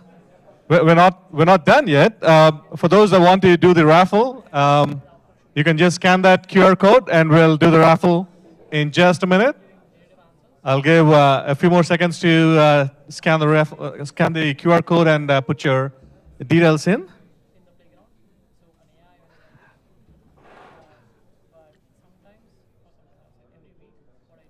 And by the way, while people are scanning, I just want to also tell one more thing is like, you've been hearing a lot of pitches and a lot of people coming and talking about their ideas. So if you liked any of those pitches, or if you liked any of those ideas or companies that you came across today, one thing I would urge you all to do is to try them out, sign up to the service, or create an account and give it a spin. If you don't like them, don't go to Google and leave a bad review for them. Just talk to the founder and give some encouraging advice, or what you didn't like or what you liked about the product. If you liked it, then also share it with your friends and family. that there's a great product or a great company that someone is building, and to spread the word around. Okay, so all right. So I think that's some time for the raffle. So let's give it a spin. All righty.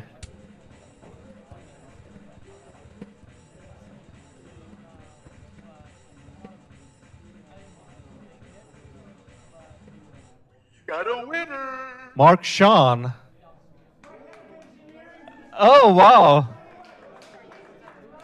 Awesome. Awesome. Congratulations, Mark Sean. Yeah. Do you want to take?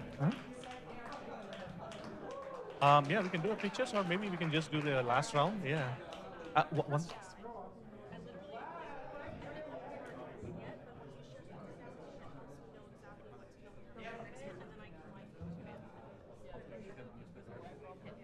Okay. Okay, so everybody, we're actually gonna go ahead and probably wrap up the pitches now. If you were not able to pitch this month, you will be added to the top of next month's list. And you will also be included if you added your contact. Everyone wants their contact information visible, except for like 2 people.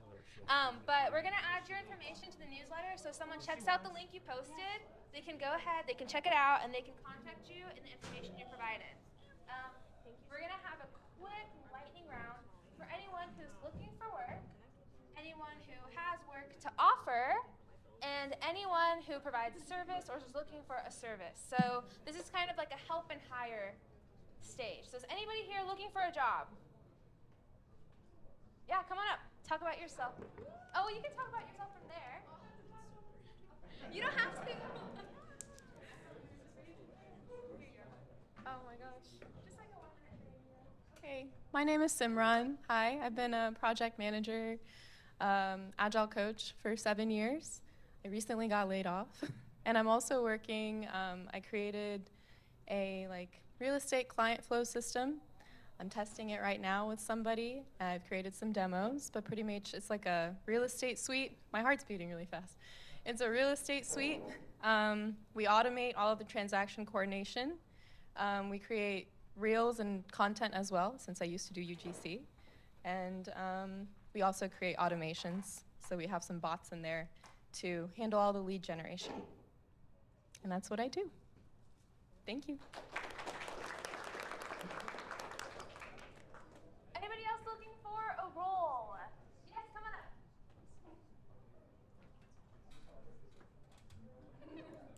Okay, hi, I'm Zazie. I'm gonna be a senior at the University of Texas at Austin. I'm taking my victory lap. And I also just wrapped up an internship with Governor Abbott's office in the Foreign Direct Investment division.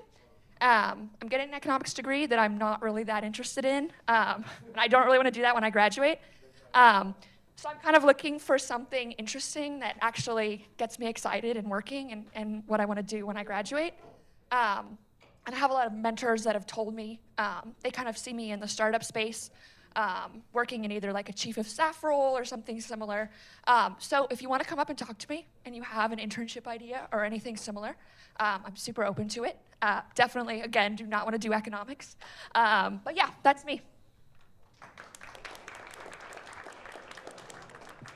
Okay, anybody else looking for a job? Everyone else has a job? That's great. Okay, wait, you're looking for a job? Yes? Yeah. Okay, here you go. Hey, I'm Adam. I've been doing consulting for startups, mostly B2B, over the last 3 years. Kind of been doing fractional sales this, fractional biz dev that. Been covering partnership strategy for everything from AWS, GCP, Microsoft, for startups, anything seed through Series D, so a lot of experience, a lot of the different hats. Been exploring more than fractional roles recently. Yeah, open to whatever, come talk to me.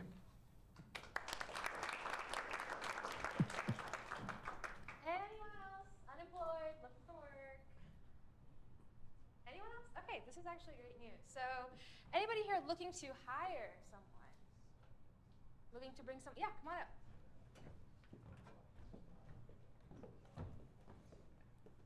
Sorry, I sort of lied. I'm not hiring, but there is an investment opportunity. If you are a startup who is in health tech, if you are in gov tech, or anything that addresses first responder, whether it's training access, whether it's retention and recruitment, whether it's mental health for first responders, come talk to me. There's an opportunity to get $150,000 to pilot your solution. So if you or someone you know is working in that space, I would love to talk to you. I'm going all across the country to talk to founders, and it's really hard to find people in that niche. So thanks. Anyone else hiring? Looking to bring some on board? Looking for a co-founder?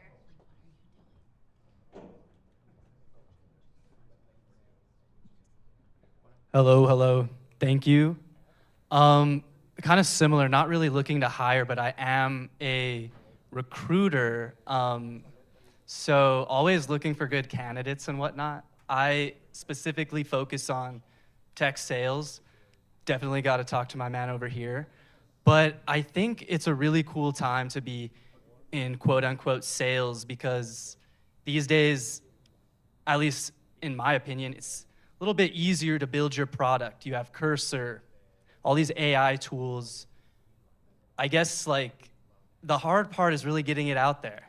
Not just building something really great, but helping people with that. Really specializing in B2B space.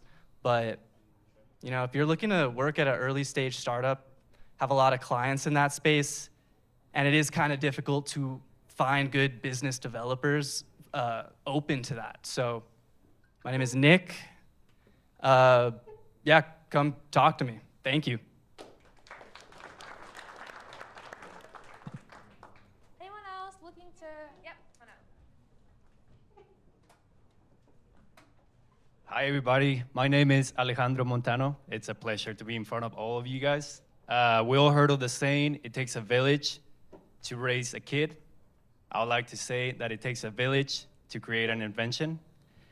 I am creating a cohort of 10 to 12 engineers, and we will sift through ideas from nonprofits, from private, from us here in this room. Imagine you can walk into a room and there's gonna be 10 to 12 engineers willing to listen to what you have to say. And we're gonna help you get there. And we're gonna believe in you. And we're gonna show you the way to get from that idea all the way to the end. So right now I'm looking for people that have done consulting, because I really wanna get to know the business. I wanna get to know the pricing structure. I also am interested to meet other engineers. I think, yeah, definitely community. That's what it's all about. Thank you.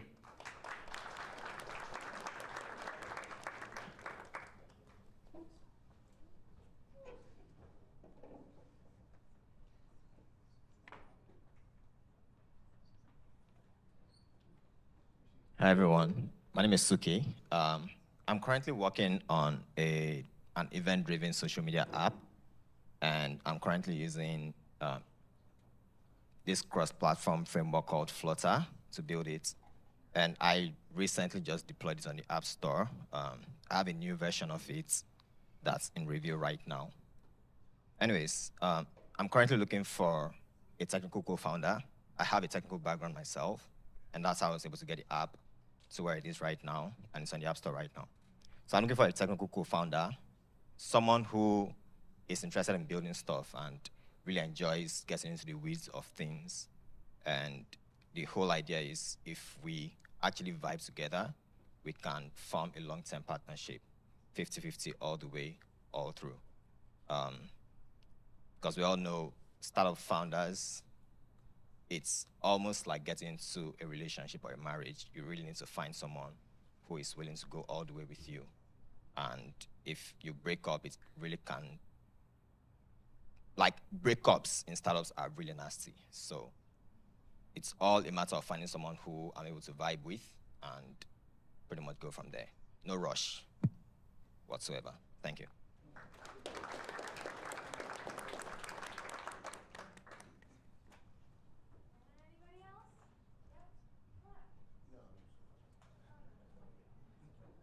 Thank you. Hi everyone, I'm Anvesh. Anybody who is obsessed to make $1 million in a year, or personal growth, or just blast out and build something valuable out in this world, please reach out to me. I'm trying to build some ideas through AI tools, but I'm not getting to the finish line yet because I'm not into technical. I'm definitely going to reach out Bhaskar and Suman for some help. But yeah, anybody who wants to partner with me building something valuable, let's kill it. Thank you.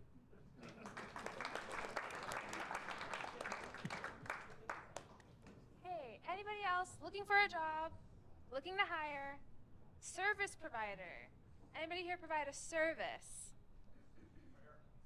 Yeah, come on up.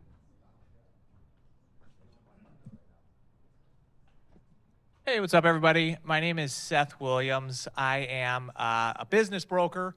I work with small business owners that are usually retiring, but also folks that are just looking to exit their businesses. Majority of the businesses that I typically work with are not tech-oriented, so it's kind of the older mom and pop shops, whether it's retail, landscaping, that stuff. So I'm really just trying to keep up with a lot of the technology conversations that you guys are having tonight. But if you know anybody that is looking to sell their business, please reach out.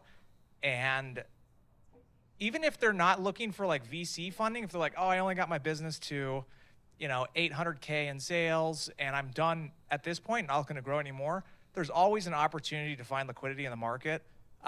So Seth Williams with Lighthouse Business Brokers. Thanks for having me.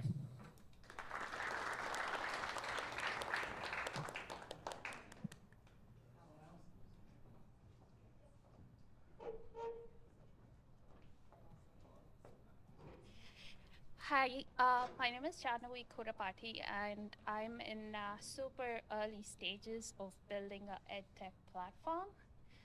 So we're looking. Oh, okay. My name is Shanavi Kurapati. I have a co-founder, and we're building an EdTech platform.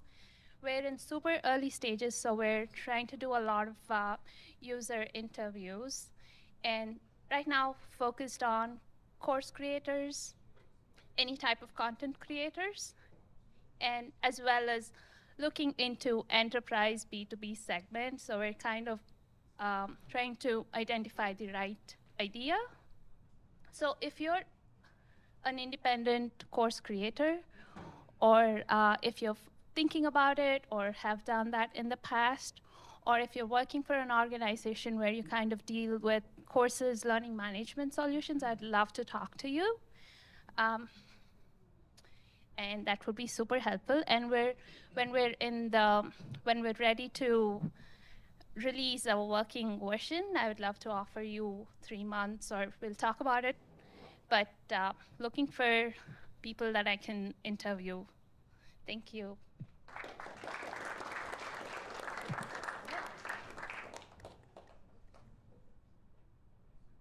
Anybody else? Looking for a job, looking for a service, looking to hire, looking for a co-founder. Yeah. Oh.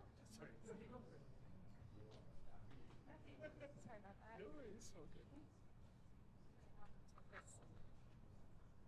Aloha. I actually live in Hawaii. I'm just passing by. I love Austin's entrepreneur vibe. It's just so great here. I'm looking for a co-founder. I'm not good at sales. I make these products.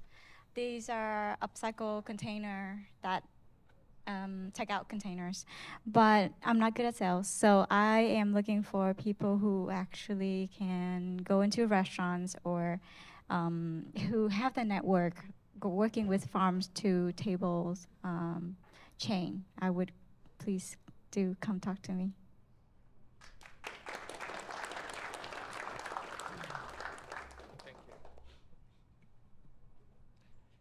Yeah, I thought this community will like this, to know that if you have a small company with 2 founders or a very small company with 2 employees, you have services from my company, which is not my, I work for that, it's my day job, which is TriNet. You have full benefits, payroll, and everything, so you can check out TriNet or reach out to me, I can give you more information.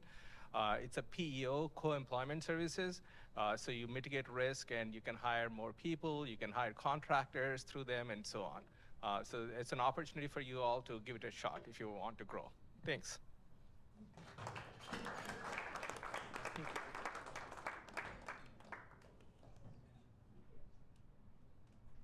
Anybody else? Looking for a co-founder? Looking for a technical co-founder? Looking for a business-minded co-founder? Yeah, come on up.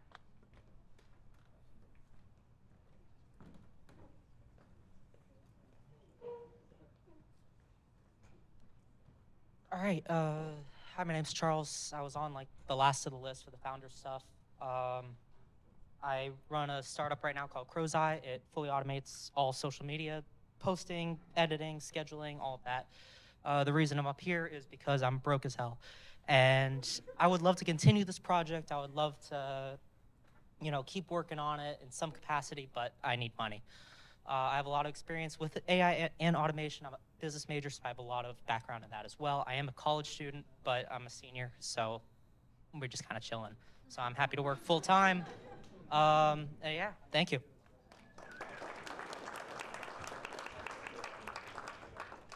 Okay. I am hiring. I'm looking for, so I'm building out a UI UX design team and system design team at my company.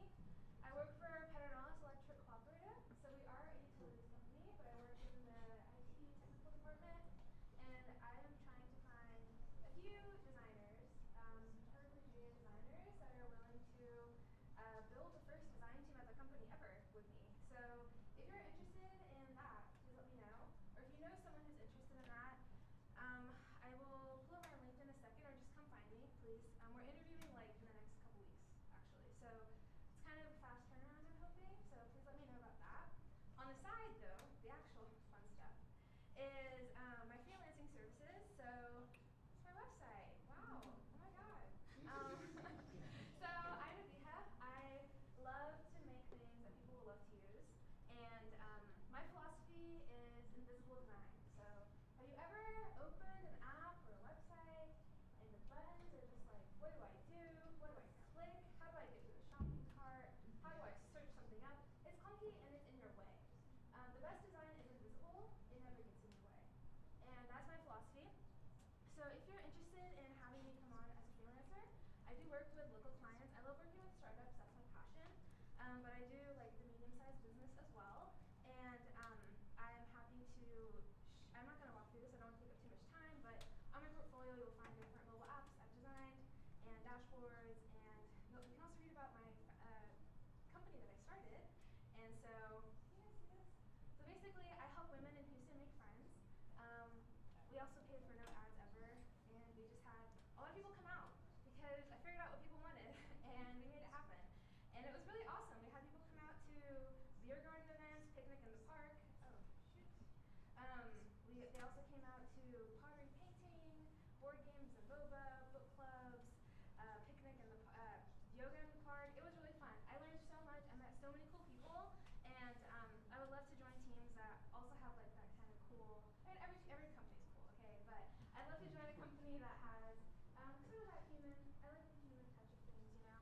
And so, but other than that, I have also worked on med tech platforms as well. This company's in their Series D right now. So very, very happy to have a conversation with you. Even if I can't help you right now, hit me up. Let's have a coffee chat. I know some cool coffee shops in Austin. And I'd love to just talk and hang out. And yeah, cool. That's it.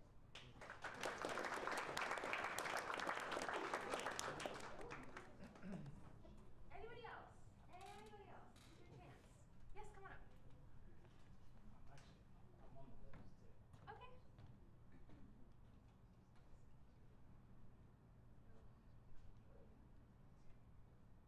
Shout out Gemini.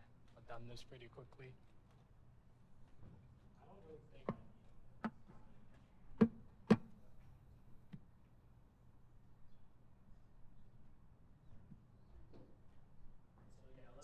a little bit. So I'm a serial entrepreneur here in Austin, and just by a show of hands, anybody know what the sport of lacrosse is? Can you raise your hand? Okay, cool. So lacrosse, to me, is the next big thing in sports. Some people may argue that it's pickleball. A lot of people also play pickleball. Some people may argue that it's rugby. For the American market, I predict that lacrosse is the next biggest thing. I play lacrosse in college. I'm a professional lacrosse player here for the Austin Bats. I'm actually the best lacrosse player in the state of Texas. So I'm prepping. It's not just this youth lacrosse team is just one out of many. The key problem in lacrosse is that it has to be urbanized, and it has to be, so you have to get lacrosse in the city, right? The cost, sorry here, I'll just read here. Lacrosse is the fastest growing sport in America, yet it remains critically underdeveloped in vibrant urban markets like Austin. While national attention is coming to soccer, soccer is coming here, the World Cup is coming here next year, and soccer is gonna have the opportunity to present itself to the American market. I don't think it's gonna really catch wind. Americans, we love contact, we love physicality in our sports, so I don't really think soccer is really gonna take over the American market. Football right now is the sport that most American kids want to play. Anybody ready? Can you raise your hand if you know what football is? Everybody knows what football is. I predict that football is at its height and is dying, and there's going to be an eclipse where a new sport is going to take over. Right now, I'm just going to build a portfolio of youth lacrosse clubs starting in Austin. I'm going to go to Houston and build one. I'm going to go to Dallas and build one. I'm going to go to Virginia Beach and build one. I'm going to go to Florida and build one. The key issue why lacrosse has not taken, the key problem why lacrosse has not taken sort of its rightful stage in America is because it costs a lot. Can anybody guess the cost of one kid to play lacrosse? Can somebody? $2 grand. $2 grand? It's a good guess. Anybody else? Okay, so it's about $2 grand. So helmets, pads, sticks, very expensive. Lacrosse is the second most expensive sport to hockey. So if you're going to get youth lacrosse in the urban neighborhoods, you're gonna bring some capital with you. So that's kind of why lacrosse has not taken off in America. And I'm really just looking for, I'm gonna be the person who's playing it, you know? I'm just looking for a business partner to help run all these youth lacrosse programs around the country. So, yeah, that's it. Any questions?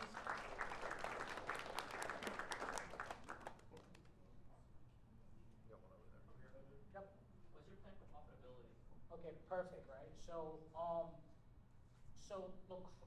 the first couple of years, you will have to put in capital into the program. And then afterwards, you can start charging for cost of play for the team. Ultimately, there's 2 professional lacrosse leagues. And I have one myself. I didn't really pitch here about the lacrosse league, but ultimately, you want to get to a professional lacrosse league. That's where you really rent. But as far as the youth clubs, yes, you can rent by having people pay to register and play on the team at registration fees, but not in the first couple of years, right? Because if you're going in the inner city, like, you know what I mean? Like, most likely they don't have the money to pay $2 grand just for pads, sticks, gloves, and then pay for insurance and pay for registration. So that's the key issue there. But as far as revving, yeah, it may take a year or 2, and then they'll give it. Thank you.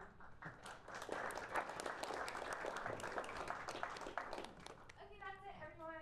You can stand up, stretch, network now. Thank you so much for coming, and see you guys next time. Thank you.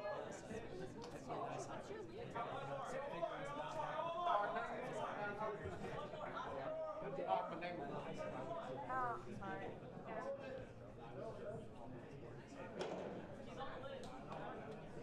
What?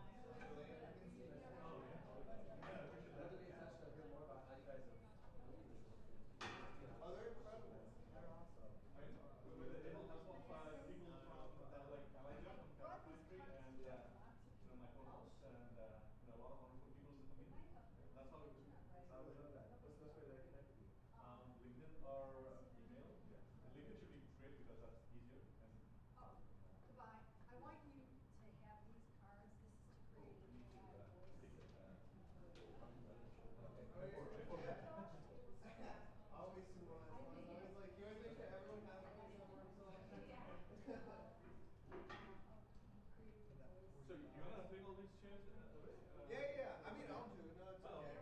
Yeah. I would love that. Yeah, just. But I didn't want like anyone to like not have to. What is your first name? Your bad? I gotta be your friend. Here, read this. I'm not your family, but we're doing a virtual AI boot camp for you. We did a demo on Saturday night. Yeah, so we kept, but I mean, we wanted to hear what is, Do you need anything else from me? No, you're good. Okay, thank you. Of course. Because I don't, you and I aren't connected. You can scan me.